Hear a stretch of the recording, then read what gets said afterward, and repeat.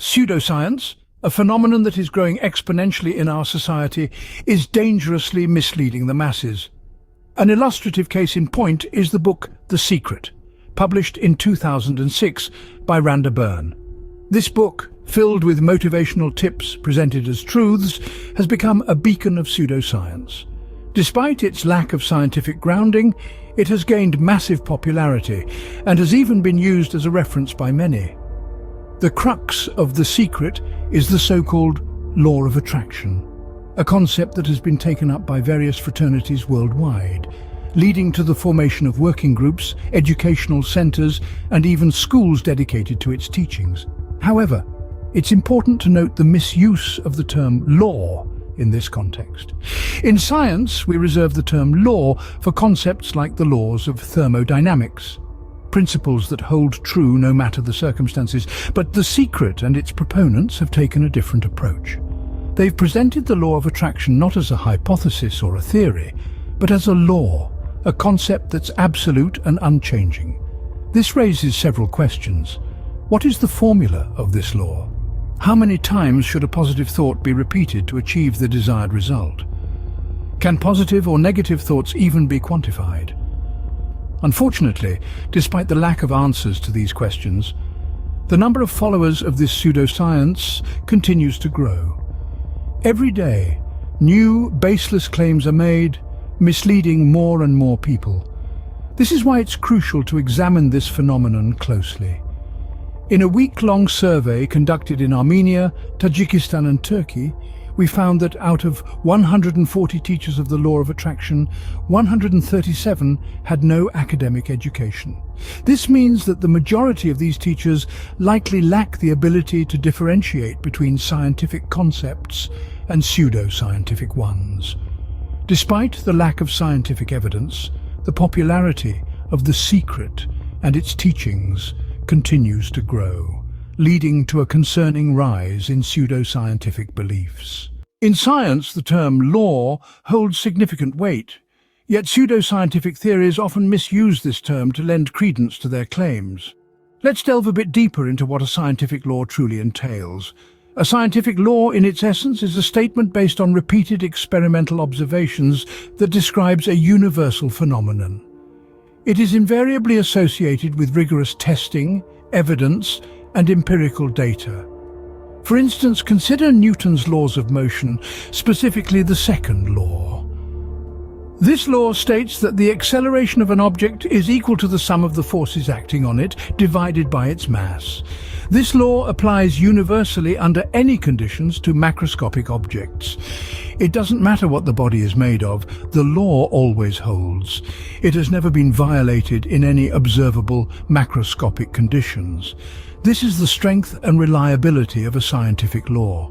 Contrast this with the so-called law of attraction, a term bandied about in pseudo-scientific circles.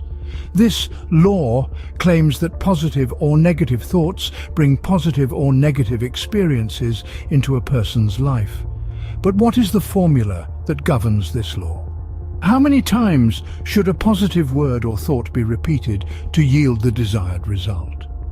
Can positive or negative thoughts even be quantified or measured? Where is the empirical data to support this law? Does it hold true universally under any conditions like Newton's second law of motion? The truth is, the law of attraction lacks the rigor and evidence that characterizes a scientific law. It's presented without a formula, devoid of testable predictions and lacking empirical evidence. It's not been proven through repeated testing in controlled laboratory conditions. In fact, it's not been scientifically proven at all. The misuse of scientific terminology, such as law, by pseudoscientific theories like the law of attraction, is not just misleading, but it's also a disservice to the integrity and credibility of science. It's essential to remember that true scientific laws are established on the bedrock of evidence, testing, and universal applicability. The law of attraction, with no formula, no testable predictions, and no empirical evidence, is not a law in the scientific sense. Alarmingly, pseudoscientific teachings are spreading rapidly, often taught by individuals with no academic background.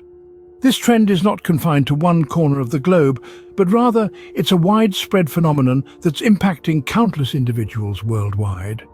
In a quest to understand the depth of this issue, a survey was conducted in 3 countries: Armenia, Tajikistan, and Turkey. The focus of the survey was on teachers of the law of attraction, a concept popularized by Rhonda Byrne's book, The Secret. This law, which lacks scientific backing, has been widely disseminated and taught in numerous schools and educational centers around the world. The findings of the survey were quite shocking. Out of 140 teachers who were surveyed, a staggering 137 had no academic education. That's nearly 98% of the teachers spreading these concepts, without the necessary educational background to understand or evaluate the scientific validity of what they're teaching. This isn't just about credentials, it's about the ability to critically assess information, to understand the processes of research and verification that underpin genuine scientific concepts.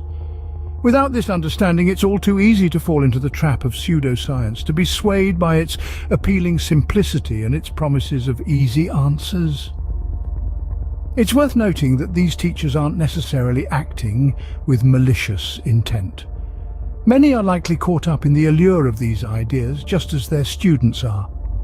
But the impact of their teaching can be harmful nonetheless, leading individuals down a path of belief in concepts that have no basis in scientific fact. This trend is not just about the spread of unproven ideas, it's about the misuse of the term science, the erosion of trust in genuine scientific research, and the potential for individuals to be misled and exploited. The lack of academic credentials among these teachers raises serious concerns about their ability to distinguish between scientific and pseudoscientific concepts. It's a reminder that we need to be vigilant in our pursuit of knowledge, and to always question the sources of the information we receive. The spread of pseudoscience is not just a matter of misinformation, it has real and potentially harmful consequences. This isn't about merely debunking the fallacies found in a book or a theory. It's about addressing an issue that has the potential to affect lives adversely. Imagine being sick and deciding to rely on a pseudoscientific remedy instead of seeking professional medical help. The delay in receiving proper treatment could escalate the illness, leading to severe complications, or in worst-case scenarios, death. This is a stark example of how misinformation propagated by pseudoscience can lead to poor decision-making with life-threatening consequences. But it doesn't stop there. Pseudoscience isn't merely a threat to our physical health. It can also wreak havoc on our mental well-being. It can create a false sense of security or foster unrealistic expectations. Take, for instance, the law of attraction, which assures that positive thinking alone can bring about desired outcomes. People may begin to blame themselves when things don't work out, leading to self-doubt, guilt, and lowered self-esteem. Now think about the resources wasted on pseudoscientific practices. Time, effort, and money that could have been invested in proven scientific methods are squandered on unfounded theories. And let's not forget the opportunity cost. The benefits we could have reaped had we invested wisely. Furthermore, pseudoscience can undermine public trust in genuine scientific research. If people can't distinguish between real science and its counterfeit, they might start dismissing all scientific claims, even the ones backed by solid evidence and rigorous testing. This skepticism could hinder advancements in technology, medicine, and other fields that rely on public support and understanding. Finally, the propagation of pseudoscience can lead to the rise of opportunistic fraudsters who exploit people's lack of scientific literacy for personal gain. They sell false hopes, packaged in scientific jargon, preying on those desperate for solutions. The potential dangers of pseudoscience underscore the importance of promoting scientific literacy and critical thinking. It's not enough to merely debunk pseudoscience. We need to equip people with the tools to discern fact from fiction themselves. Because in a world increasingly reliant on science and technology, scientific literacy isn't just a luxury, it's a necessity. In the world of pseudoscience, the promoters of these false theories often resemble religious preachers more than they do scientists. Just as religious preachers use emotive language and charismatic leadership to draw in their flock, the teachers of the law of attraction employ similar tactics. They paint vivid pictures of personal transformation and promise a life of abundance, all within your grasp if you simply embrace their teachings. The similarity doesn't end there. Much like how preachers weave tales of divine intervention and miracles, these teachers spin stories of people who, through the law of attraction, have overcome insurmountable odds and achieved their wildest dreams. These stories tug at your heartstrings, making you yearn for a similar transformative experience. What's more, these teachers, like many religious leaders, often place themselves on a pedestal. They position themselves as enlightened beings who have unlocked the secrets of the universe. They claim to have the answers to your deepest questions, the solutions to your most pressing problems. All you need to do is follow their guidance. Yet, beneath this veil of charisma and confidence, there's often a glaring absence of substantive proof. In the realm of science, claims are backed by rigorous research, empirical data, and repeated testing.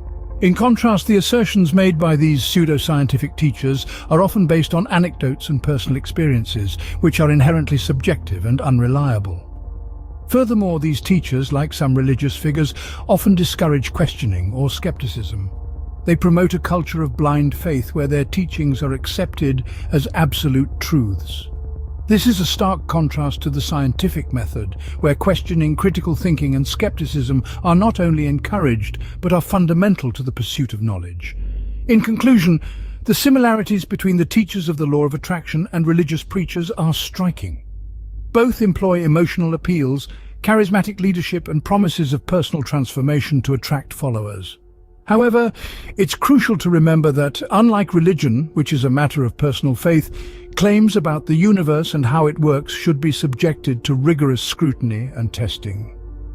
The parallels between these New Age preachers and religious leaders underscore the need for skepticism and critical thinking in our approach to information. Subscribe to the channel for more video, and please give us a thumbs up if you enjoyed this.